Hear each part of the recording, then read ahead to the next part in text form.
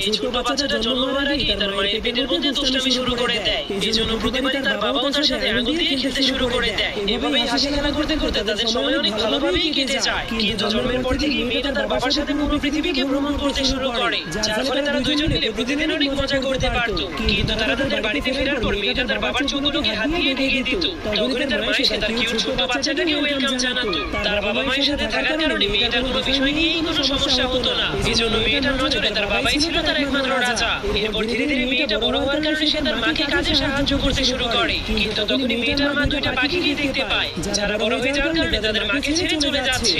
এজন্য সে অনেক ভয় পেয়ে ভাবতে শুরু করে তার মেয়ে বড় হয়ে গেলে তাদেরকে ছেড়ে চলে যাবে। এর কয়েক বছর পর মেয়েটা যখনই অনেক বড় হয়ে যায় তখনই সে লুকিয়ে লুকিয়ে তার মায়ের মেকআপ করতে শুরু করে দেয়। কিন্তু এসব দেখার পর তার মা তাকে জোর করে বাচ্চাদের মতো চুল বেঁধে দেয়। কিন্তু মেয়েটা এখন আর এভাবে চুল বাঁধতে একদমই পছন্দ করে না। কিন্তু এর কয়েক বছর পর মেয়েটা আরো বড় হয়ে গেলে তার একজন জাদুকরের সাথে ভালোবাসা হয়ে